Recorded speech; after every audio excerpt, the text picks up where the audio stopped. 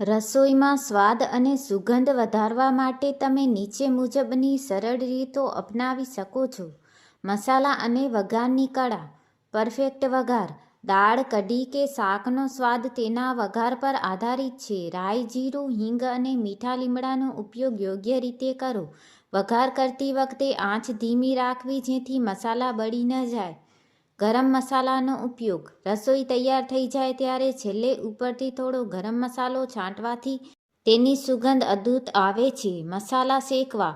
ધાણા જીરું પાવડર કે અન્ય મસાલાને થોડા શેકીને વાપરવાથી શાકની ગ્રેવીનો સ્વાદ 10 ગણો વધી જાય છે. શાક અને ગ્રેવી માટેની ટિપ્સ. ધીમી આંચે રાંધવું. ઉતાવળ કરવાને બદલે શાકને ધીમી આંચ પર ચઢાવવા દો. શાક જેટલું ધીમે રાંધાશે તેટલો જ તેનો સ્વાદ વધુ ખીલી ઉઠશે. કાંદા ટમેટાની ગ્રેવી. શાકમાં જો તમે કાંદા અને ટમેટાની પેસ્ટ વાપરતા હો તો તેને તેલ છૂટું પડે ત્યાં સુધી બરાબર સાતળો. કાચા કાંદાનો સ્વાદ રસોઈ બગાડી શકે છે. દહીં કે મલાઈ. શાકની ગ્રેવી ઘટ્ટ અને ટેસ્ટી બનાવવા માટે તેમાં થોડું તાજું દહીં કે ઘરની તાજી મલાઈ ઉમેરવાથી રેસ્ટોરન્ટ જેવી રીચનેસ આવશે. મીઠાનું ધ્યાન. મીઠું હંમેશા થોડું થોડું ઉમેરવું અને ચાખતા રહેવું. એકસાથે વધુ મીઠું નખાઈ જાય તો સ્વાદ બગડી જાય છે. ખાસ ટિપ્સ. કોથમીર.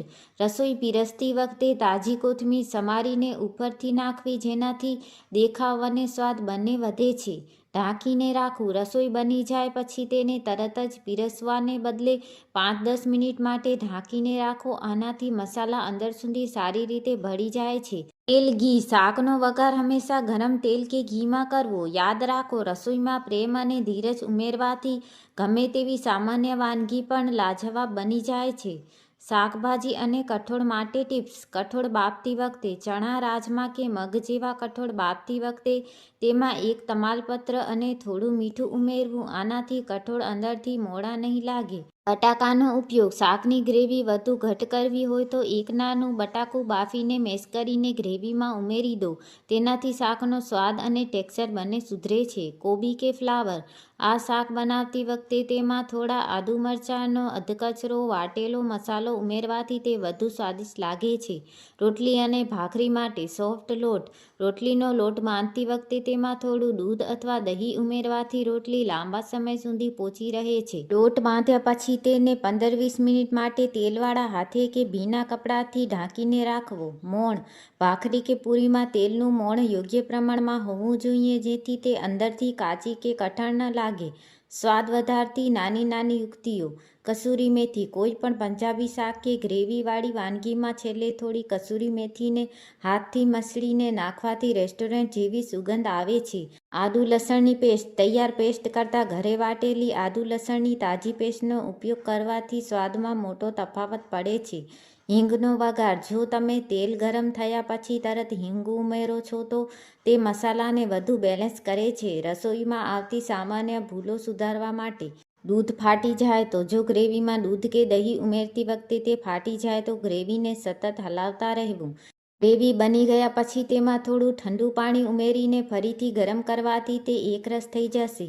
મીઠું વધી જાય તો. જો શાકમાં મીઠું વધી જાય તો તેમાં બાફેલા બટાકાના ટુકડા ઉમેરવા અથવા લોટનો એક ઘોળો બનાવીને થોડી વાર રાખવો અને પછી કાઢી લો. તે વધારાનું મીઠું શોષી લેશે. તીખાશ વધી જાય તો. જો શાક બહુ તીખું લાગે તો તેમાં નાળિયેરનું દૂધ, મલાઈ અથવા સાકર ઉમેરવાથી તીખાશ ઓછી થશે. ખાસ ટિપ્સ. હંમેશા રસોઈ બનાવતી વખતે વાસણોની પસંદગી પણ મહત્વની છે. ભારે તળિયાવાળા વાસણમાં રસોઈ બનાવવાથી તે નીચે ચોંટશે નહીં અને ધીમી આંચે સરસ રીતે રંધાશે. રસોઈમાં પ્રોફેશનલ ટચ આપવા માટેની ટિપ્સ. ગ્રેવીમાં તેલનું પ્રમાણ. જો તમે ઈચ્છો છો કે શાકમાંથી તેલ ઉપર તળીને આવે જેમ કે રેસ્ટોરન્ટમાં હોય છે તો ગ્રેવી બની ગયા પછી તેમાં થોડું ગરમ પાણી ઉમેરો અને ગેસ બંધ કરી ઉપર થોડું ઘી કે માખણ મૂકી 5 મિનિટ ઢાંકી દો. સૂકા મસાલા સીધા તેલમાં ન નાખો. લાલ મરચું, હળદર અને ધાણા જીરું સીધા ગરમ તેલમાં નાખવાથી તે બળી જાય છે. તેના બદલે આ મસાલાને થોડા પાણીમાં ભેળવીને પેસ્ટ બનાવીને પછી ગ્રેવીમાં ઉમેરો. આનાથી મસાલા બળશે નહીં અને રંગ ઘાટો આવશે. શાકનો કુદરતી રંગ. શાકભાજી બાફતી વખતે પાણીમાં ચપટી ખાંડ ઉમેરવાથી તેનો કુદરતી રંગ જેમ કે વટાણા કે બીટનો રંગ જળવાઈ રહે છે. સ્વાદમાં વધારો કરતી ટ્રિક્સ. ધાણાની દાંડી. આપણે ઘણીવાર કોથમીરના પાન વાપરીએ છીએ અને દાંડી ફેંકી દઈએ છીએ, પણ વાસ્તવમાં કોથમીરની દાંડીમાં પાન કરતાં વધુ સુગંધ હોય છે. તેને ઝીણી સમારીને વઘારમાં અથવા ગ્રેવીમાં વાપરો. Peanut powder. શિંગદાણાનો ભૂકો. કોઈ પણ શાકને ઘટ્ટ અને સ્વાદિષ્ટ બનાવવા માટે તેમાં શેકેલા શિંગદાણાનો કરકરો ભૂકો ઉમેરો. તે શાકને એક સરસ નટી ટેક્સચર આપશે. ચણાનો લોટ. જો ગ્રેવી પાતળી થઈ જતી હોય, 1 ચમચી ચણાનો લોટ શેકીને તેમાં ઉમેરો. તેનાથી ગ્રેવી ઘટ્ટ પણ થશે અને સ્વાદમાં પણ વધારો થશે. રસોઈને બચાવવા માટેની કેટલીક ઉપયોગી ટિપ્સ. દાળ શાકમાં દાઝેલી ગંધ. જો ભૂલથી શાક કે દાળ નીચે ચોંટી જાય અને દાઝેલી ગંધ આવે તો વાસણ બદલી નાખો અને તેમાં થોડું ઘી ગરમ કરીને ફરીથી વઘાર કરો અથવા ઉપરથી ગરમ મસાલો છાંટો. આનાથી દાઝેલી ગંધ છુપાઈ જશે.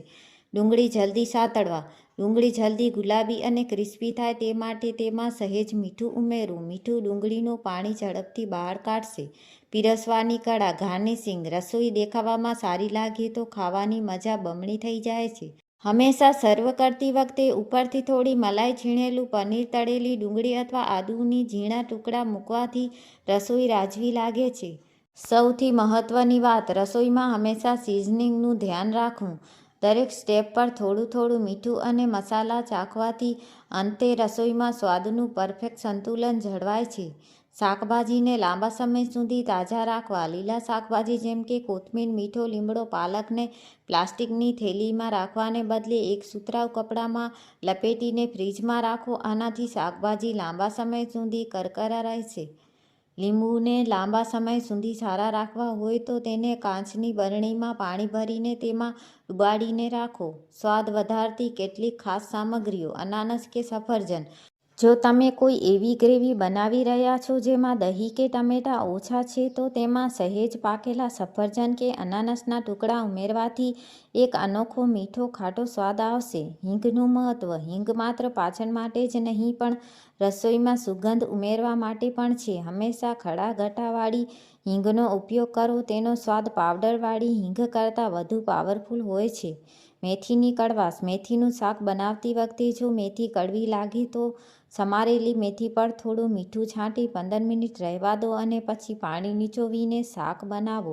કડવાશ દૂર થઈ જશે. રસોડાના મસાલા અને સાચવણી. હળદરનો ઉપયોગ. તેલ ગરમ થાય ત્યારે વઘારમાં સૌથી પહેલાં હળદર નાખવાથી શાકનો રંગ ખૂબ જ સરસ અને આકર્ષક આવે છે. મસાલાનો ડબ્બો. મસાલાના ડબ્બામાં ભેજ ન લાગે તે માટે તેમાં થોડા ચોખાના દાણા એક પોટલીમાં બાંધીને મૂકી દો જેથી મસાલા લાંબા સમય સુધી કોરા રહેશે. કસૂરી મેથી. કસૂરી મેથીને સીધી વાપરવાને બદલે તેને સહેજ ગરમ તવા પર ગરમ કરી લો. ત્યારબાદ હાથથી મસળીને નાખવાથી તેની સુગંધ 10 ગણી વધી જાય છે. રસોઈની ખાસ ટીપ. હંમેશા યાદ રાખો કે રસોઈ બનાવતી વખતે શાંતિ રાખવી ખૂબ જરૂરી છે. તમે જેટલી શાંતિ અને મન લગાવીને રસોઈ કરશો, રસોઈનો સ્વાદ તેટલો જ સરસ આવશે. રસોઈ એ માત્ર કામ નથી પણ એક કળા છે.